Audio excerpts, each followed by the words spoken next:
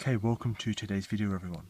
So today we'll be learning about de Moivre's theorem, and this is quite an amazing result. It says that cos theta plus I sine theta, all raised to the power n, is equal to cos of n theta plus I sine of n theta. So what it really is, it's bringing this power down as part of the argument, right? And this has some pretty cool applications that we'll see in future videos, but first of all, in this video, we'll just see a proof of the theorem. Okay. So the proof is by induction. So first we're going to prove it for positive integers, then we're going to prove it for 0 as a particular case, and then we'll prove it for negative integers. Okay, so let's just write down the result.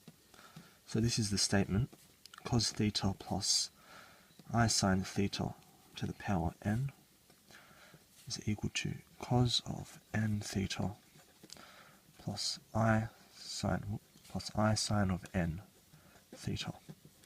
Okay, so to prove it for positive integers first. So let's prove it for n equals 1. Okay, for n equals 1, the left-hand side is cos theta plus I sine theta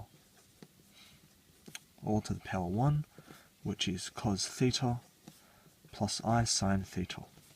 Okay, and the left-hand, so that was the left-hand side. Now the right-hand side is going to be cos of 1 times theta plus I sine of 1 times theta, which equals cos theta plus I sine theta. Right, and that's equal to the left-hand side.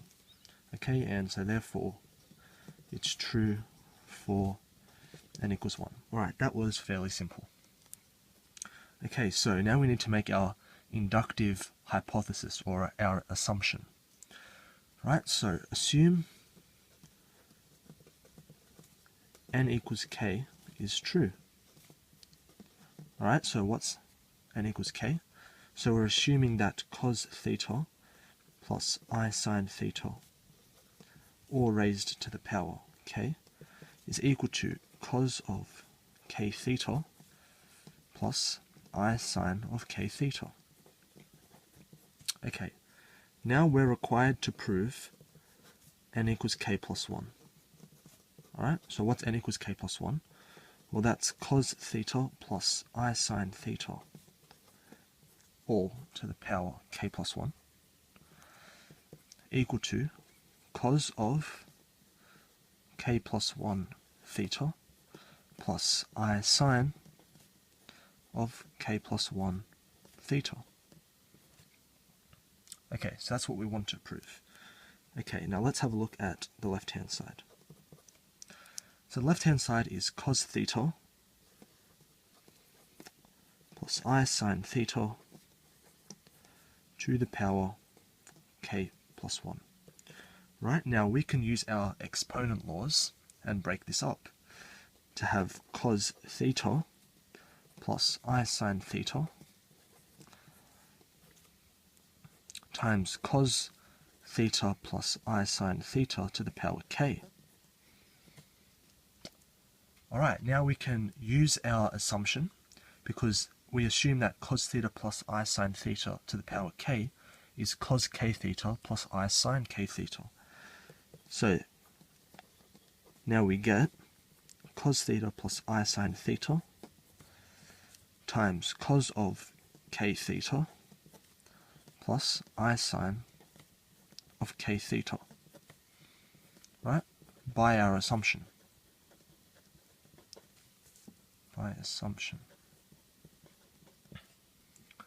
Alright, now we can expand out these brackets and see what we get.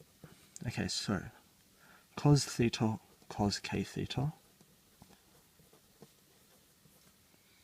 we're going to get cos theta times I sine k theta, which is I cos theta sine k theta, plus I sine theta cos k theta,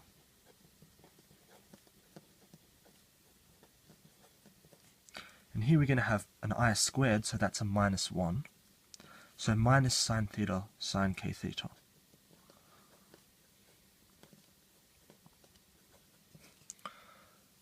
Okay. Now let's collect the real and imaginary parts. So the real parts are all the parts without I.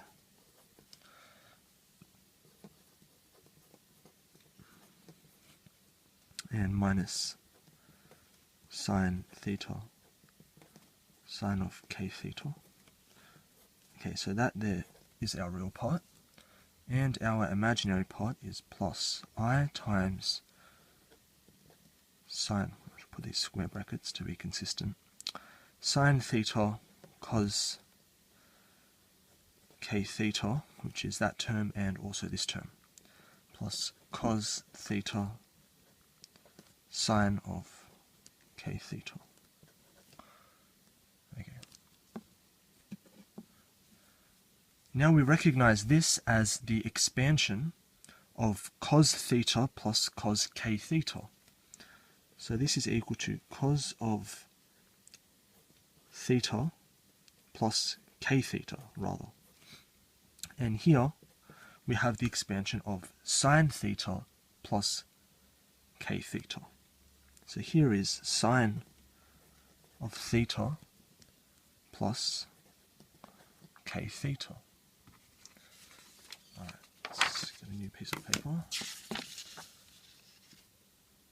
Okay, and here, this turns out, when we factor out the theta inside these brackets, we have k plus 1 theta plus I sine k plus 1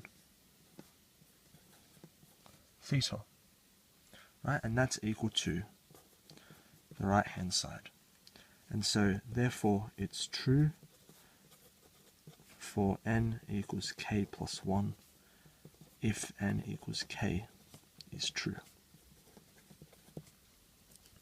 Okay, and then you can make your third statement saying it's true for n equals 1, 2, 3 and all positive integers n, but I'll just leave that step out. Okay, now let's prove it for n equals 0. So this is just a particular case now. We actually could have proved it for n equals 0 as the first step in proving for positive integers, but that doesn't really matter. Okay, so let's just prove it for n equals 0 now. So when n equals 0, we have that the left-hand side is cos theta plus I sine theta, all to the power of 0, which is anything to the 0 is 1, except of course 0 to the 0, but anything to the 0 is 1. Okay, let's have a look at the right-hand side. That's going to be cos of, now 0 times theta, which is 0, plus I sine of 0 times theta, which is 0. Now cos theta, or rather cos 0, that's 1, and I sine 0 is 0, so plus 0i, that's equal to 1, which is equal to the left-hand side. And so therefore it's true for n equals 0. Okay, so we've proved it true for n equals 0 and all positive integers. Now we just need to prove it true for the negative integers. Alright, so the way that we do this is we let n equal minus k, where k is a positive integer.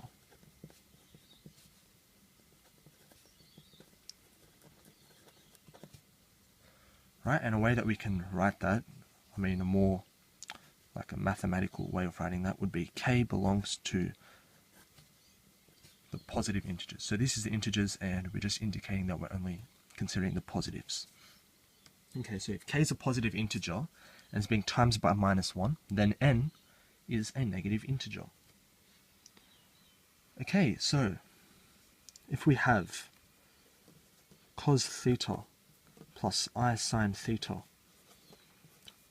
to the power n, well that's cos theta. So this is the left-hand side. I forgot to write left-hand side.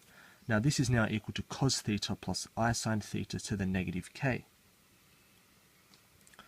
Okay, and from that we get 1 over cos theta plus I sine theta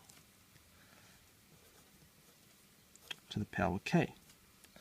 Alright, but now we can apply de Moivre's theorem on the bottom, because this is a positive integer and we just proved that. So now we can apply it and get cos of k theta plus I sine of k theta. Okay. Now, what's the problem here? We have a complex number in the denominator of a fraction. So we multiply top and bottom by conjugates. So the conjugate is cos k theta minus I sine k theta over. Now, when we multiply a complex number by its conjugate, remember, we get a sum of squares. So we're going to get cos squared k theta plus sine squared k theta. And you'll notice straight away that the bottom is 1 because the angles are the same. And so we have cos of k theta minus I sine of k theta. Okay, now, the trick with getting it, so let's have a look at what we actually want to get. We want to get,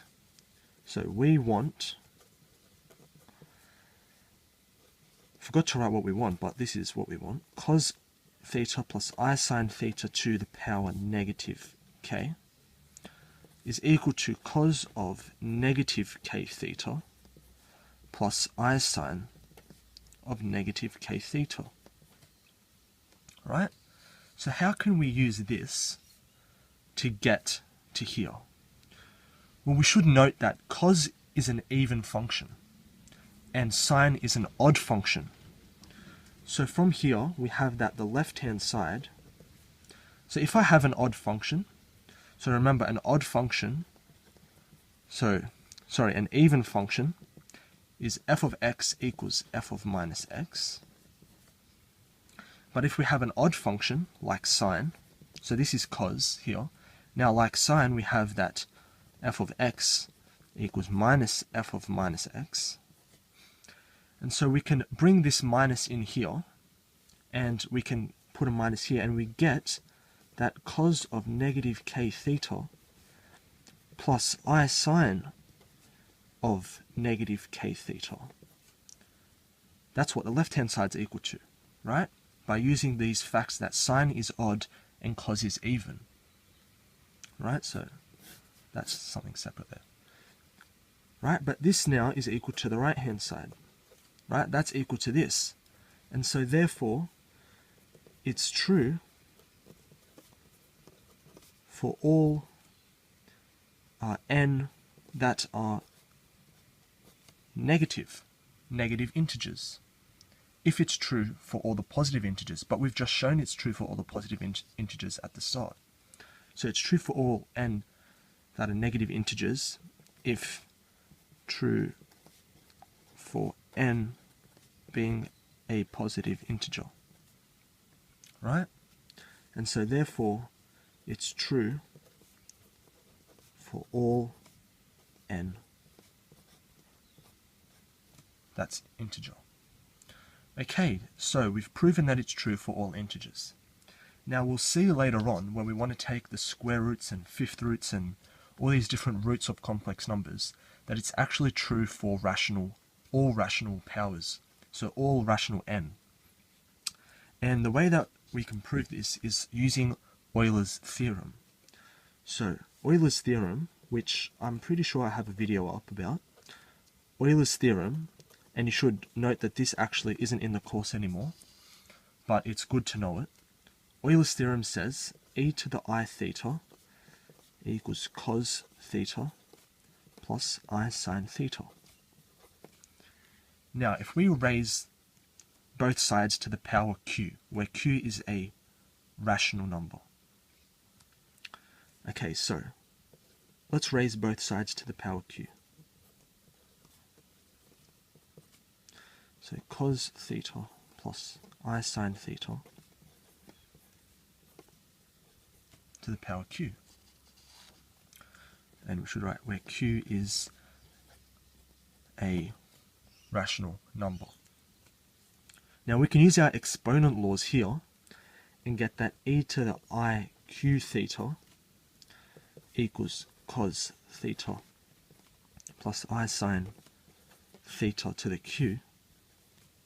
And now it might be apparent to you that if we put brackets here, we're not changing anything, but we can consider this as just substituting q theta into this equation for the angle. And so we have cos of q theta plus I sine q theta is equal to cos theta plus I sine theta to the power q.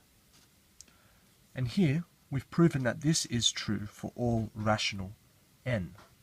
So now we've shown that it's true for all integers and true for all rational numbers. And you'll see why this is important in later videos where we start considering square roots and cube roots and seventh roots of complex numbers, roots of unity.